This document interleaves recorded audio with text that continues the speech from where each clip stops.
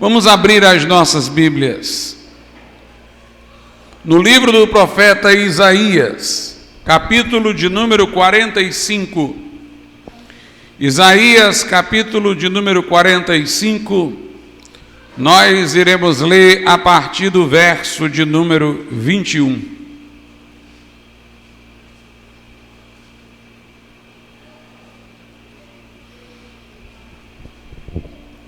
Diz assim a palavra de Deus: anunciai e chegai-vos, e tomai conselho todos juntos. Quem fez ouvir isto desde a antiguidade? Quem desde então anunciou? Porventura não sou eu, Senhor?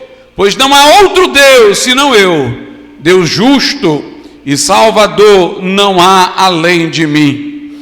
Olhai para mim, sereis salvos, vós todos os termos da terra, porque eu sou Deus, e não há outro.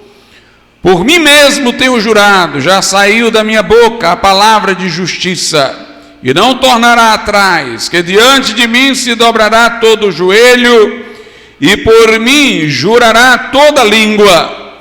De mim se dirá: deveras no Senhor há justiça e força, até ele virão, mas serão envergonhados todos os que se indignarem contra ele. Mas no Senhor será justificada e se gloriará toda a descendência de Israel. Podeis assentar.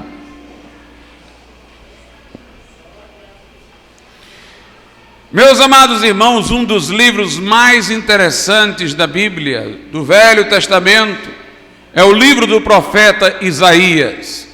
Noutras oportunidades, em cultos de quinta-feira, nós vimos como ele, com antecedência, profetizou que Ciro da Pérsia libertaria Israel do jugo do cativeiro e daria oportunidade a que, voltando à terra, eles reconstruíssem sua cidade e seu templo. O curioso é que Ciro nem havia nascido quando Isaías sobre ele profetizou e lhe disse o nome, e lhe atribuiu o nome que teria de Ciro. Isaías também é conhecido porque ele profetizou acerca de Jesus de forma tão detalhada, minuciosa, que alguns dizem que Isaías é o Evangelho no Velho Testamento. No capítulo 53, ele explica o propósito para o qual Jesus viria e tudo quanto iria padecer. Diz que ele seria homem de dores, experimentados nos trabalhos, indicando o ofício de carpinteiro, que como homem teria. Diz que ele seria rejeitado pelo seu povo, que nenhuma beleza nele se veria para que fosse por ela desejado entre os seus, que os judeus o reputariam por causa dos eventos que o levaram à crucificação como ferido de Deus e oprimido. Mas Isaías diz que ele seria moído, traspassado por nossas iniquidades, por nossas transgressões, que o castigo que nos traz a paz estava sobre ele, pelas suas pisaduras fomos sarados. Isaías prenunciou que ele veria o fruto de seu trabalho e ficaria satisfeito. O que ele fez na cruz quando disse: Pai, está consumado. Que ele ressurgiria e veria a sua descendência, que somos nós, uma descendência espiritual de salvos, redimidos, que ele justificaria a muitos, que intercederia pelos pecadores, que seria sepultado no sepulcro de um homem rico, como aconteceu, que seu rosto ficaria desfigurado na cruz. É com exatidão que Isaías falou de Jesus como servo sofredor, de seu sofrimento vicário, de sua morte expiatória. Não apenas falou dos fatos, mas disse o porquê ele faria isso, para nos resgatar da culpa, nos redimir do estado de perdição, morreria levando sobre si os nossos pecados. Isaías também fez profecias concernentes a Cristo que ainda hão de cumprir-se.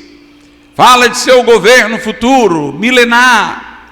Fala dele como aquele que ainda virá em tempos que não aconteceram, para trazer de volta a Deus a nação de Israel, que como um todo rejeitou o Salvador, embora alguns judeus individuais, muitos deles, creram e têm crido em Jesus. Mas Isaías também, no Velho Testamento, nos esclarece uma coisa importantíssima: a divindade de Jesus. Ele que fala de Jesus como descendente de Davi para reinar sobre a terra, no milênio que ainda vai acontecer. Ele que retrata Jesus como o servo sofredor, que vai padecer por nós na cruz, o que já aconteceu. Também deixa claro e evidente que Jesus é Deus. Nós cremos na triunidade de Deus. Deus é Pai, Filho e Espírito Santo, 3 pessoas e uma só substância, 3 pessoas e um só Deus. Distintas as pessoas não se distinguem quanto à divindade, dão expressão ao único ser divino. E Jesus, eternamente gerado do Pai, é um com o Pai. A Bíblia diz em João 1, no princípio Jesus era o Verbo, a palavra, a expressão de Deus. E o Verbo estava com Deus e o Verbo era Deus. Tomé, após a ressurreição de Cristo, disse a Jesus, quando o viu ressuscitado: meu Senhor e meu Deus. Nós temos no Novo Testamento inúmeras passagens que dão testemunho da divindade de Jesus, de que os discípulos o adoraram. Em Hebreus diz que todos os anjos de Deus o adoram, lhes são atribuídos títulos divinos. Ele disse, Jesus: eu e o Pai somos um. Mas Isaías, talvez mais do que qualquer outro profeta do Velho Testamento, também testemunhou antes, muito antes de Jesus nascer, que aquele que viria para ser o servo sofredor na cruz, levando os nossos pecados, que viria numa segunda vez ainda algo a acontecer para redimir Israel e estabelecer o seu reino. Este seria não apenas homem, mas Deus, Deus feito homem, o Verbo que se fez carne e habitou entre nós. E Isaías mostra-nos isso de várias maneiras. Por exemplo, em Isaías 9,6, Isaías profetiza sobre o nascimento de Jesus e diz: porque um menino nos nasceu, um filho se nos deu, e o seu nome será maravilhoso, Conselheiro, Deus forte, Pai da eternidade e Príncipe da paz. Isaías também diz que ele seria chamado de Emanuel, que quer dizer Deus conosco. É interessante, irmãos, que muitos no Velho e no Novo Testamento tinham nomes nos quais a palavra Deus aparecia em homenagem a alguma coisa divina, alguma coisa que Deus possa ter feito. Mas no caso de Jesus, quando a Bíblia diz ele será chamado de Emanuel, não está se referindo ao nome pelo qual ele de fato entre os homens seria conhecido. O anjo disse a José que pusesse nele o nome de Jesus, ele foi conhecido como Jesus. Quando Isaías disse o seu nome será chamado Emanuel, e isso é mencionado no Evangelho de Mateus, não era para se referir ao nome que ele teria entre os homens, mas era para dizer quem ele seria. Ele seria Deus conosco. Conosco de duas formas: Deus entre nós, o Verbo encarnado entre nós, e Deus a favor de nós, já que ele veio para tomar sobre si nossas culpas e abrir as portas da graça e do perdão. Ele era o rosto favorável de Deus. para conosco. Mas nós temos outras coisas em Isaías. Há formas como Deus aqui é anunciado, se apresenta neste livro, que nós só podemos entender que seja Jesus falando. E na verdade, é Deus que fala, então Jesus é Deus. Por exemplo, em Isaías, no capítulo de número 6, Isaías vê o Senhor no alto e sublime trono. É quando o Senhor o convoca para ser um profeta, o capacita. E naquela visão ele diz: ai de mim, porque eu vi o rei. Eu vou aparecendo, eu vi uma manifestação da divindade. E ali ele é chamado para ser profeta, e Deus diz que os homens não iriam ouvir o que ele tinha para dizer. E o que Deus diz ali para Isaías é citado no Novo Testamento, no Evangelho de João, como tendo sido dito por Jesus. E a glória de Deus que ele vê ali no capítulo 6, quando ele vê o Senhor no alto e sublime trono, o evangelista João diz que foi a glória de Jesus que ele viu. No Evangelho de João, no capítulo de número 12, a Bíblia Sagrada diz-nos o seguinte, a partir do verso 38, para que se cumprisse a palavra do profeta Isaías, que diz: Senhor, quem creu na nossa pregação e a quem foi revelado o braço do Senhor, por isso não podiam crer. Então Isaías disse outra vez: cegou-lhes os olhos, endureceu-lhes o coração, a fim de que não vejam com os olhos e compreendam no coração e se convertam e eu os cure. Isso foi o Senhor que lhe apareceu e lhe disse isso. O verso 41 diz: Isaías disse isto quando viu a sua glória. Está falando o texto de Jesus. E falou dele. Então aqui está dito que quando Isaías teve aquela visão, João está dizendo que a glória que ele viu foi a de Jesus. Que aquele que lhe falou e de quem ele falou ao povo era Jesus. Mas nós temos ainda outras passagens no livro do profeta Isaías que deixarão clara a divindade de Jesus. Veja, por exemplo, o que é dito em Isaías 43, versos 10 e 11.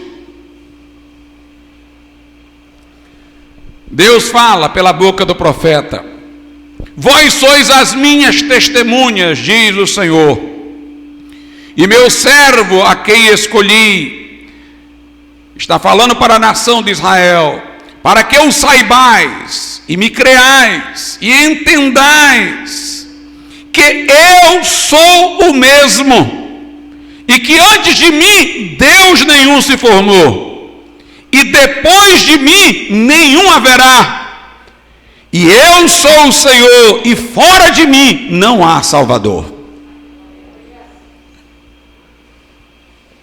É verdade que a Bíblia pode falar de outras pessoas como sendo Salvador em algum sentido, mas aqui é a salvação máxima, espiritual, e Deus está dizendo que nesse aspecto Ele não tem concorrente. Antes de mim nenhum Deus se formou, depois de mim nenhum outro haverá, eu sou o Senhor, e fora de mim não há Salvador. Isso é dito de Jesus em Atos 4 e 12, quando Pedro diz acerca de Jesus: e em nenhum outro há salvação, porque debaixo do céu nenhum outro nome há, dado entre os homens, pelo qual devamos ser salvos. O texto aqui deixa claro que aquele que viria para ser Salvador é Deus, que não há outro Salvador que não Deus. E Pedro disse em Atos 4 e 12 que não há outro Salvador que não Jesus. No capítulo 43, no verso 13, Deus diz assim: ainda antes que houvesse dia, eu sou. É uma expressão para mostrar que Deus não está sujeito ao tempo, Ele é atemporal. Antes que existisse dia, é passado. Ele não disse eu fui, ele disse eu sou. Ele é imune ao tempo, é sempre o mesmo. Em João 8:58, Jesus disse: antes que Abraão existisse, eu sou. Proclamando assim a sua divindade, tanto que em Atos 8:58, quando Jesus disse isso, os judeus pegaram em pedra para apedrejá-lo, porque entenderam que ele estava dizendo ser eterno, que ele era Deus. Em Isaías, no capítulo 44, verso 6, diz assim: assim diz o Senhor, Rei de Israel e seu Redentor, o Senhor dos exércitos: eu sou o primeiro, eu sou o último, e fora de mim não há Deus. Percebe-se que essa expressão, eu sou o primeiro, eu sou o último, significa que ele é aquele que é antes de todas as coisas, e aquele que consuma todas as coisas, é Deus, portanto. Por duas vezes no Apocalipse, quando Jesus aparece a João, ele diz isso: eu sou o Alfa e o Ômega, eu sou o primeiro e o último, eu sou o princípio e o fim. No verso 8 do capítulo 44, diz assim: não vos assombreis, nem temais, porventura desde então não vulo fiz ouvir, não vulo anunciei, porque vós sois as minhas testemunhas. Porventura outro Deus fora de mim? Não há outra rocha que eu conheça. No Novo Testamento, em Atos 4:11, Jesus é apresentado como a pedra principal de esquina, a rocha sobre a qual a igreja é edificada. Em 1 Coríntios 3, Paulo dá exclusividade a Cristo. Ninguém pode pôr outro fundamento, outra rocha de sustentação, além de Jesus Cristo. Portanto, Jesus fala no livro do profeta Isaías. Quando Deus fala, Jesus está falando aqui. No texto que tomamos para início dessa mensagem, diz assim, Isaías 45:21: anunciai e chegai-vos e tomai conselho todos juntos. Quem fez ouvir isto desde a antiguidade? Quem desde então o anunciou? Porventura não sou eu, Senhor, pois não há outro Deus senão eu. Deus justo e salvador não há além de mim. Vamos entender esta passagem. Deus, e logo Jesus, está dizendo que não há outro Deus justo e salvador além dele. Teoricamente, estas duas afirmações seriam antagônicas, contrárias uma à outra. Porque se Deus é justo, quer dizer que ele cumpre a sua lei. Um juiz justo é aquele que cumpre o que a lei diz. É aquele que estabelece a penalidade que a lei define sobre aquele que foi transgressor na medida de sua transgressão. Quando é dito que Deus é justo, se quer dizer que ele é juiz, se quer dizer que ele é íntegro, que ele mantém a lei que ele estabeleceu. E a Bíblia diz em Ezequiel que Deus estabeleceu que a alma que pecar, essa morrerá. Paulo diz na carta aos Romanos que o salário do pecado é a morte. A Bíblia Sagrada, meus irmãos, mostra que todos pecaram e destituídos estão da glória de Deus, não há um justo, nenhum sequer. Os homens têm transgredido a lei de Deus e sobre eles paira a culpa. Como eles não transgrediram a lei de um outro homem, mas a lei que governa todo o mundo criado por Deus, foi contra Deus que eles se levantaram, os homens, em sua desobediência. Como Deus é um ser eterno, infinito, então a gravidade do pecado é infinita e a penalidade merecida pelo nosso pecado é eterna. Todos nós merecemos o inferno. Todos nós, se dependesse de nossas obras e conduta, mereceríamos ser separados eternamente de Deus. Não pensemos em Deus como o homem, que fica pondo na balança atos bons e ruins. Deus exige obediência plena e perfeita. Deus não negocia o pecado com alguma coisa certa que o homem já era obrigado a fazer, como se aquilo lhe acumulasse méritos. Portanto, meus irmãos, se Deus é justo, a lógica nos ensinaria que ele deveria manter a integridade de sua lei e a pena que era merecida por todos nós. E logo todos nós iríamos sucumbir à condenação eterna. Mas o texto está dizendo que Deus falou: não há outro Deus senão eu, Deus justo e salvador. A coisa a se pensar aqui é como é que ele, que é justo, que vai manter a sua lei, pode salvar-nos. Para ele ser salvador, já se presume que sejamos pecadores. E para ele ser justo, já se presume que ele deva nos punir. Como conciliar isso? O Salvador socorre aquele que está sob condenação, e o justo juiz condena aquele que merece a condenação.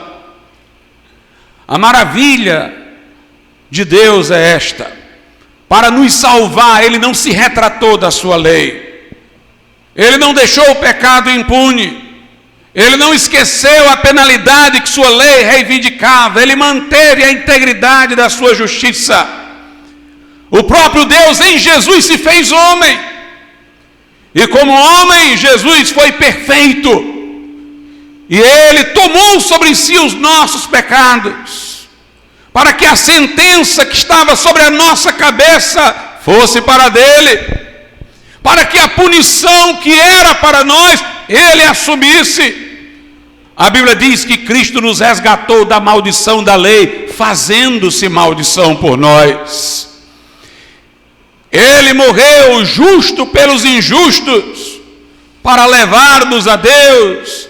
Deus estava em Cristo reconciliando consigo o mundo, para nos socorrer como Salvador, sem deixar de ser justo no que sua lei reivindicava. Deus, feito homem, cumpriu a sentença que era para nós, para que pudesse em seguida perdoar aqueles que se arrependem e creem em Jesus Cristo e no sacrifício que ele fez na cruz. A Bíblia diz em Romanos 3 que Deus demonstrou a sua justiça lá na cruz. Aí o texto fica parecido com esse. Diz lá que Deus demonstrou a sua justiça na cruz para que ele seja justo e justificador daquele que tem fé em Jesus. Como é que Deus é justo e justificador do pecador que crê em Jesus? Porque, meus irmãos, ele não nos perdoa, ele não nos inocenta no seu tribunal, deixando de lado a sua lei, mas feito a nossa dívida quitada por meio do sangue da cruz. Ele é justo e justificador daquele que tem fé em Jesus. Mas para ficar claro, porque lá em Romanos está se referindo mais a Deus Pai, que por meio da cruz de Cristo ele pode, mantendo-se justo, justificar o pecador. Para que fique claro que isso se refere também a Jesus, lá na primeira epístola de João, no capítulo 1, a Bíblia diz: se confessarmos a Jesus os nossos pecados, ele é fiel e justo. Ou seja, ele é justo porque ele é o Deus que manteve intacta a lei, e ele é fiel às suas promessas de misericórdia, e neste aspecto é o Salvador. Ele é fiel e justo para nos perdoar os pecados e purificar de toda injustiça. Diz assim a Bíblia Sagrada, em Isaías, capítulo 43, nunca se entenderia esse texto se nós não víssemos o Deus que fala aqui como Deus que se manifestou em Jesus. Isaías 43, verso 23. Aliás, verso 23 em diante. Não me trouxeste o gado miúdo dos teus holocaustos, nem me honraste com os teus sacrifícios. Não te fiz servir com ofertas, nem te fadiguei com incenso. Não me compraste por dinheiro cana aromática, nem com a gordura dos teus sacrifícios me satisfizeste, mas me deste trabalho com os teus pecados, e me cansaste com as tuas iniquidades. E eu mesmo sou o que apago as tuas transgressões, e por amor de mim, apago as tuas transgressões por amor de mim, e dos teus pecados não me lembro. Os judeus no Velho Testamento procuravam aplacar a ira de Deus com os sacrifícios de animais, trazendo oferendas, incenso. Mas Deus disse: não foi com isso que vocês me compraram para ficar do lado de vocês. Não foi com cana aromática, não foi com incenso, não foi com sacrifício, não foi através do que vocês me ofereceram que vocês agora têm a possibilidade de se reconciliar comigo. Não foi um trabalho de vocês, não foi uma obra de vocês, foi minha. E Deus diz: não me compraste por dinheiro, verso 24, cana aromática, nem com gordura dos teus sacrifícios me satisfizeste, mas me deste trabalho com os teus pecados. É uma alusão, irmãos, ao sofrimento de Jesus. Nós demos trabalho a Deus. Deus teve que trabalhar para a nossa redenção. O Verbo se fez carne, Deus assumiu a humanidade e entrou na história.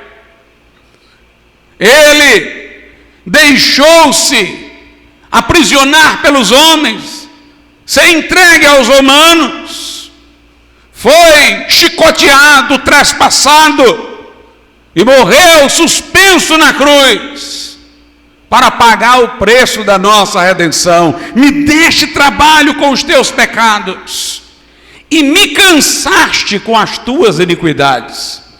É interessante que em Isaías tem uma parte que diz assim, que Deus não se cansa nem se fadiga.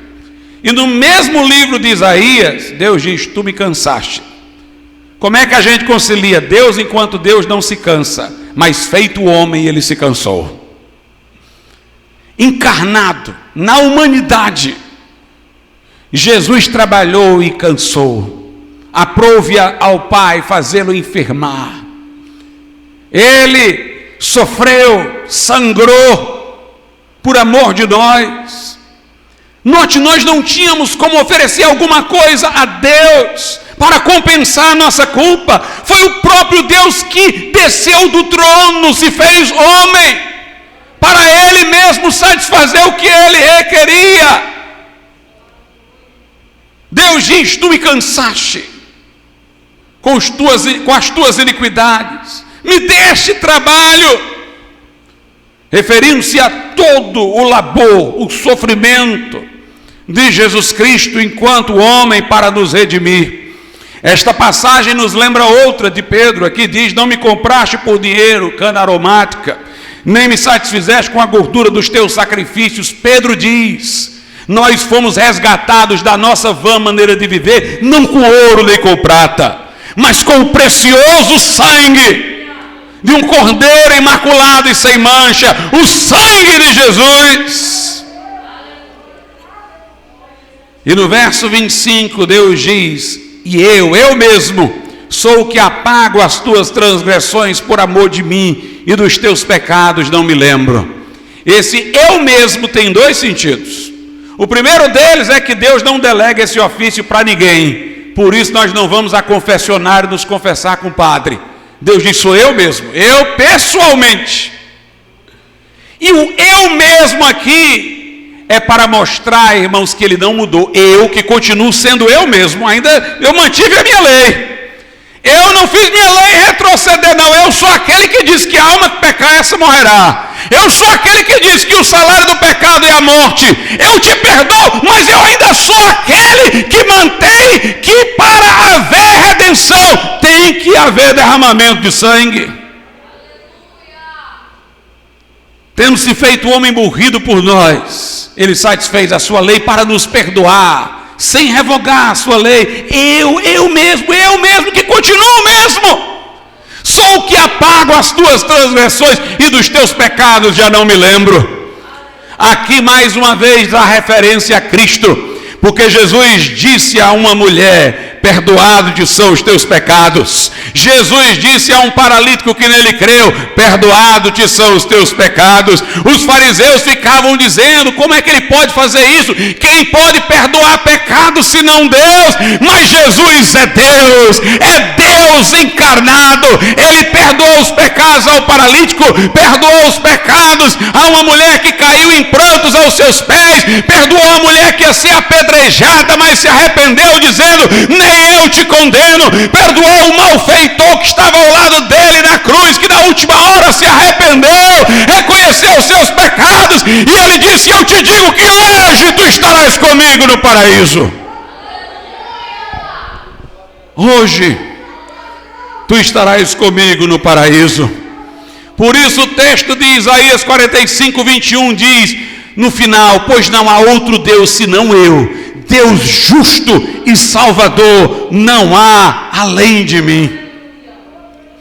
O verso 22 traz assim, do capítulo 45, do texto básico dessa mensagem: olhai para mim e sereis salvos, vós todos os termos da terra, porque eu sou o Senhor e não há outro. Olhai para mim.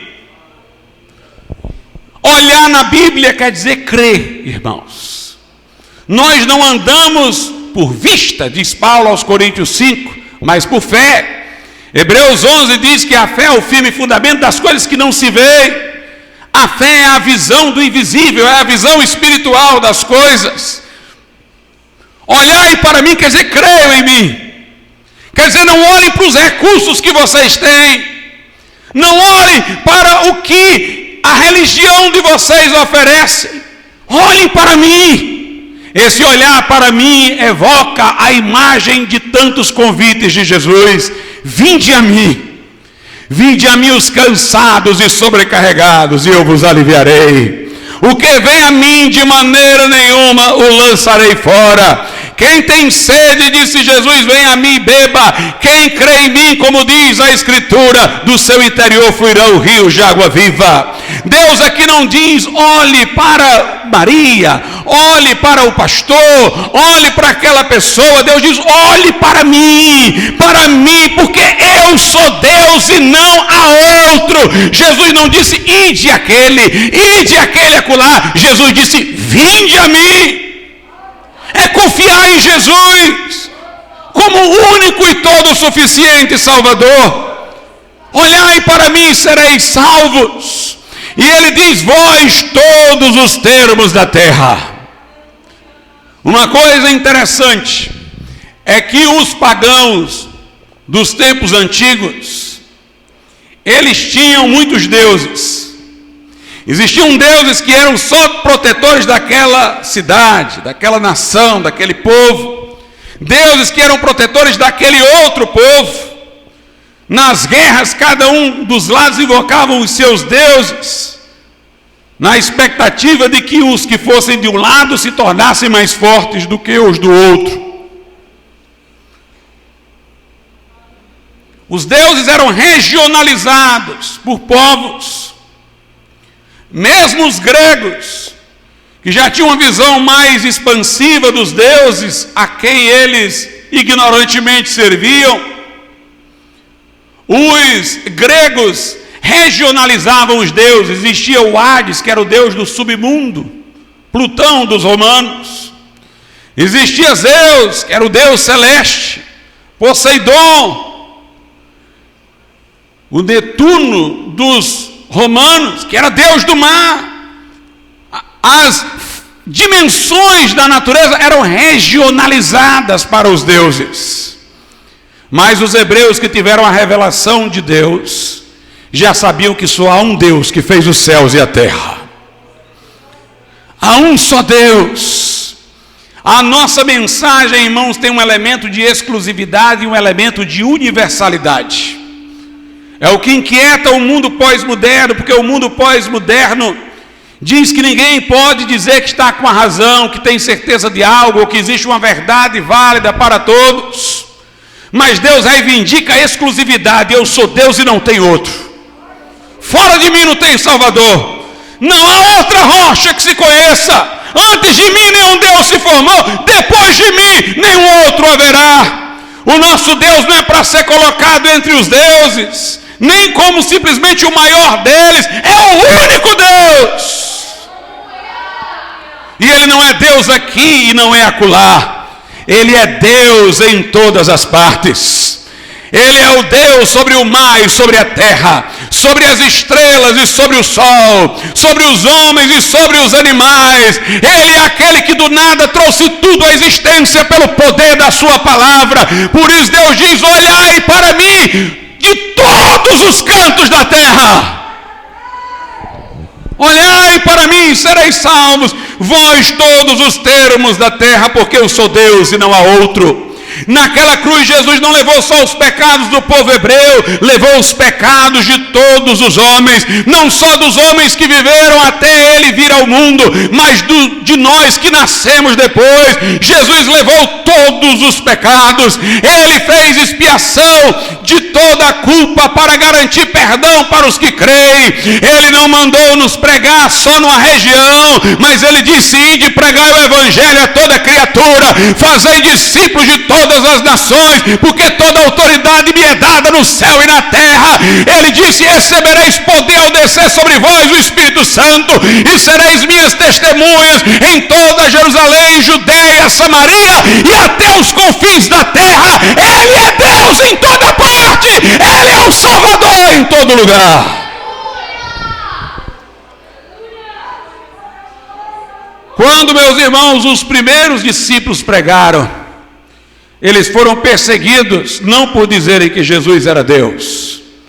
Os povos pagãos gostavam de fazer santuários abertos para sempre acrescentar mais uma divindade. Os discípulos foram perseguidos porque eles diziam: esses deuses de vocês aí são só escultura, gesso, ferro, madeira. Só existe um Deus verdadeiro, que se manifestou em Jesus. Os cristãos foram hostilizados por causa dessa firmeza.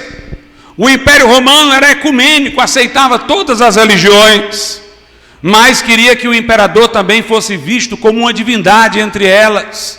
E queriam que se dissesse que o imperador era o Senhor, mas os cristãos diziam: só Jesus é o Senhor. Membros do Senado romano escreviam cartas entre si naquele tempo, homens tidos como sóbrios pelaquela cultura, e diziam: este povo aí é um povo teimoso, é um povo que poderia só dizer para César que ele é imperador, que ele é o Senhor e pronto, mas eles teimam em dizer que só Jesus é o Senhor. Eles poderiam proclamar que Jesus é Deus e não falar nada dos deuses alheios, mas eles dizem que os deuses alheios são ídolos mudos. Eles poderiam só pregar dentro do circuito de Israel, mas querem ir para os outros lugares que já têm religião e dizer que só Jesus é o Senhor. Atualmente, o politeísmo, culto a vários deuses, praticamente tem desaparecido. Nós temos hoje as grandes religiões monoteístas, e entre elas uma que concorre abertamente com a nossa fé, que é o islamismo, que também proclama que há um único Deus, e que este Deus tem como profeta Maomé. E os críticos do cristianismo dizem que, apesar do islamismo ter esta história de violência prática na imposição do Islã, como se vê em tantas notícias de televisão, do Estado Islâmico, dos iranianos, eles dizem: apesar disso, eles têm uma abertura para um ecumenismo, porque eles estão dispostos a admitir que o Deus deles, Alá, é o mesmo Deus dos hebreus, é o mesmo Deus dos cristãos, mas aí vem os cristãos e dão um rosto para Deus, aí atrapalha tudo. Porque enquanto Deus é esse Deus inominado, uma abstração, aí dá para negociar e dizer é o mesmo Deus, mas quando o cristão diz, o Deus a quem eu sirvo é aquele que andou aqui, é aquele que morreu na cruz, é aquele que se manifestou em Cristo, ele dá um rosto a Deus. Deus para ele não é uma abstração, nem um nome. Deus tem rosto, Deus tem concreção. Deus é aquele que veio, é aquele que deu a sua vida por nós na cruz. E mais uma vez os cristãos são xingados aí pelos sociólogos como defensores de uma posição incompatível com qualquer negociação. Mas não tem negociação mesmo não, irmãos.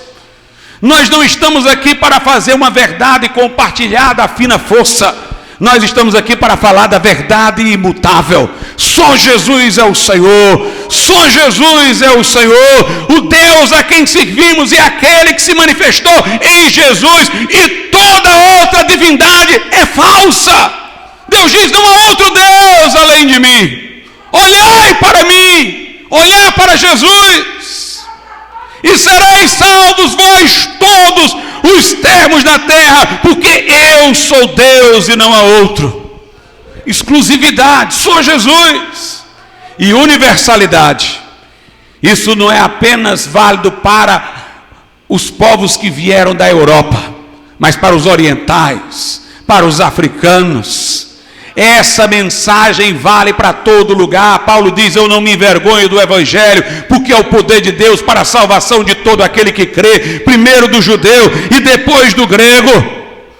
Este Evangelho salva todo aquele que crê. Jesus disse, eu sou o caminho, a verdade e a vida, e ninguém vem ao Pai senão por mim. Jesus disse, eu sou a porta, quem entrar por mim salvar-se-á. Ele diz, todos que vieram antes de mim são mercenários, são ladrões e salteadores, mas eu sou o bom pastor que dá vida pelas ovelhas. Mas note, para ver salvação tem que olhar para Ele. É preciso reconhecer a culpa e o pecado. É preciso se arrepender de uma vida de transgressão e olhar para Jesus. O problema, irmãos, do homem é que ele está cego. As pessoas são incapazes de voltarem-se para Jesus por elas mesmas. Por isso Jesus enviou o Espírito Santo para assistir à igreja que prega. Jesus não apenas disse, ide e pregar o Evangelho a toda criatura, ele disse, eu vos enviarei outro Consolador, o Espírito da verdade, que dá testemunho da verdade. Ele me glorificará, ele dará testemunho de mim. Ele convencerá o homem do pecado, da justiça e do juízo. O Espírito Santo está aqui para lhe abrir os olhos, para que você possa olhar para Jesus. A Bíblia diz lá em Efésios o seguinte, Efésios capítulo de número 4, a partir do 17. E digo isto, e testifico no Senhor, para que não andeis mais como andam também os outros gentios, na vaidade da sua mente. Paulo está dizendo, vocês são crentes, renascidos, não sigam os outros não.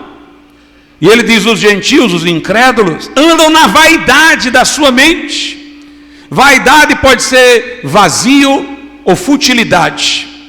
A mente do incrédulo é vazia e fútil, porque ele troca valores eternos por prazeres imediatos. Ele vende a primogenitura por um prato de lentilhas.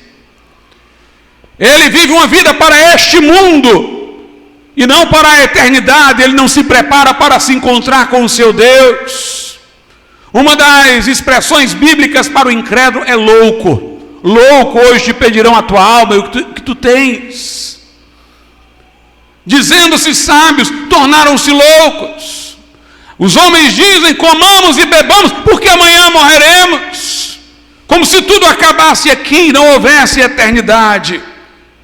Uma mente vazia, sem rumo, sem direção, barco à deriva, sem nenhum propósito, sem nenhum sentido.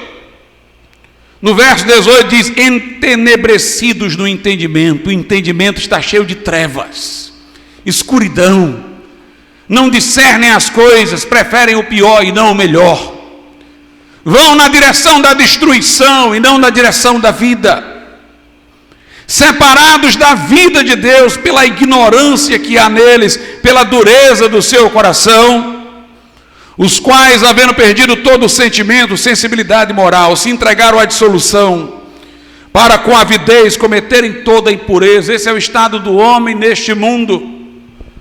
Mas com a pregação da palavra chega a iluminação, para enxergar, para ver.